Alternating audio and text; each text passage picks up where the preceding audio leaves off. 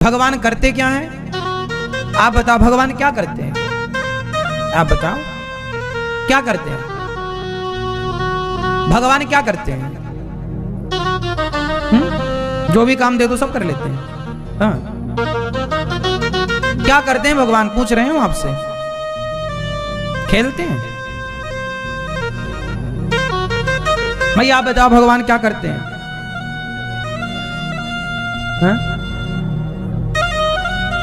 भगवान 3 काम करते हैं। सृष्टि को उत्पन्न करते हैं, सृष्टि का पालन करते हैं और सृष्टि का संहार करते हैं। ब्रह्मा बनकर उत्पन्न करते हैं, विष्णु बनकर पालन करते हैं और शिव बनकर संहार कर देते हैं। इसलिए इन तीनों के जोड़ को गॉड कहते हैं। GOD, God.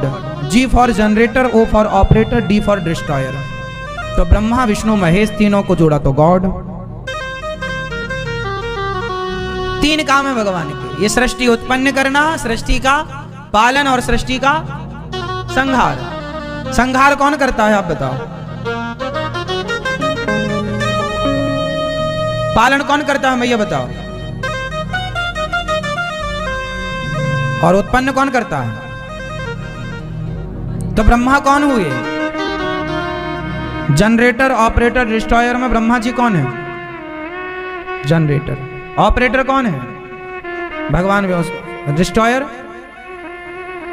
तीनों को जोड़ा क्या हुआ? गॉड। GOD। उत्पन्न करने वाला, पालन करने वाला, संहार करने वाला, वही ईश्वर है। 3 काम है। और केवल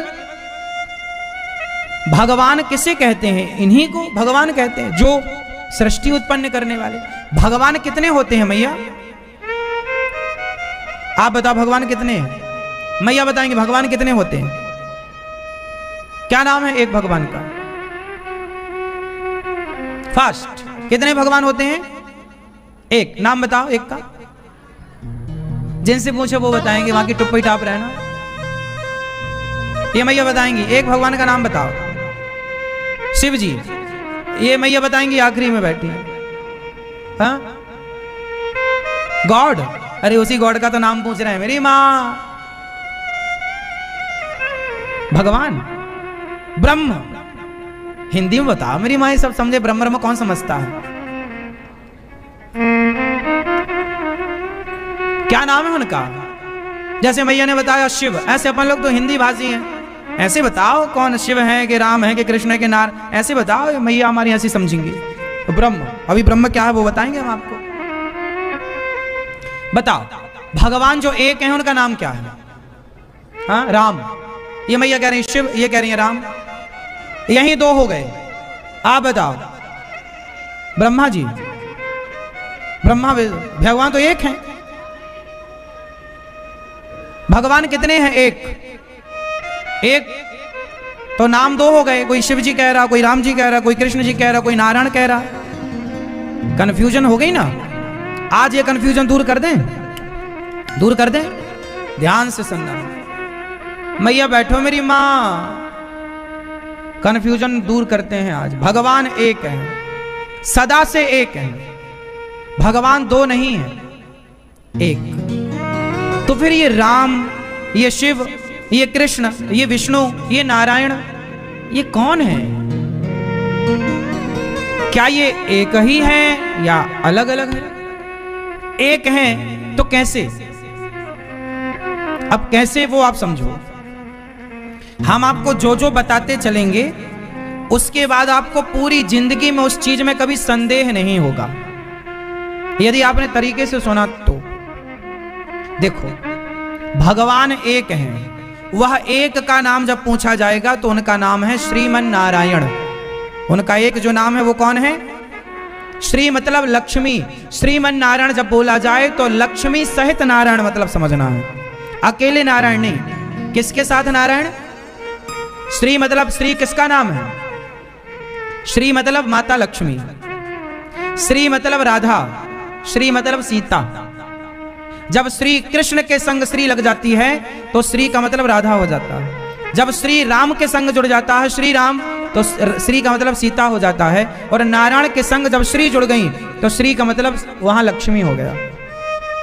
तो श्रीमन नारायण जो हमारे प्रभु नारायण है, भगवान श्रीमन नारायण, श्रीमन नारायण का मतलब हुआ बैकुंठवासी, जो लेटे हैं क्षीर सागर में और जिनके पांव माता लक्ष्मी जी दबा रही हैं। श्रीमन नारायण का मतलब है वो नारायण जिनके पांव लक्ष्मी जी दबा रही हैं। उन्हीं नारायण के पांव में लात मारी थी। कौन मारा था आप बताओ? पीली मैया। भगवान नारायण की छाती पर लात किसने मारा? आप बताओ। आएगा आएगा, याद है आपको? आप भूली नहीं हो, बस अंदर है, बाहर नहीं निकल रहा। ये मैया बताओ क्या नाम था उनका, आप बताएं। हाँ, भृगु जी। एक बार भगवान नारायण की छाती पर लात किसने मारा? भृगु जी ने। तो अब आप बताओ, आपके घर में गोपाल जी हैं? सबके घर में। तो बताओ गोपाल जी की छाती में लात का निशान रहता है कि नहीं? हाँ या ना? ध्यान से देखना, नहीं देखा हो तो आप अपने घर के गोपाल जी की छाती को ध्यान से देखना, वहां एक पांव का निशान होगा। वो पांव का निशान किसका है? भृगु जी का। अब ये बताओ कि लात किसे मारा था? जोर से, मेरी मां। भृगु जी ने लात किसे मारा? किसको मारा? भगवान नारायण को। और लात का निशान दिख कहां रहा है? गोपाल जी में। तो ये जो गोपाल जी हैं, ये जो कृष्ण है, ये है कौन? नारायण ही तो हैं। लात उन्हें मारा तो लात का निशान यहां कैसे आ गया? इसलिए आ गया क्योंकि कृष्ण ही नारायण है और नारायण ही। और राम कौन है? राम नारायण है, वो भी राम नारायण है, वो भी कृष्ण है।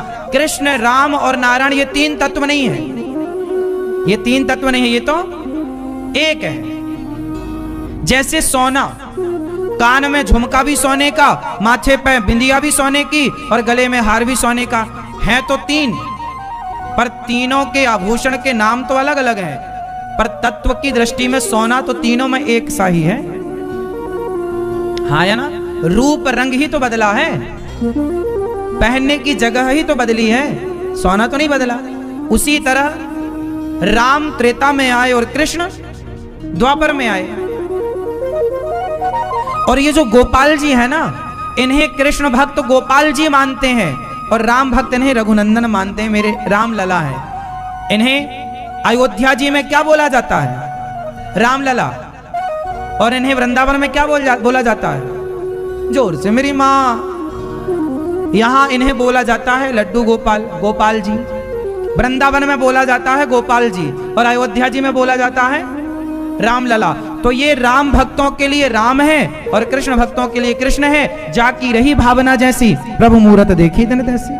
आशा करता हूँ कि यह धार्मिक शिक्षाप्रद कथा आप लोगों को अवश्य पसंद आई होगी।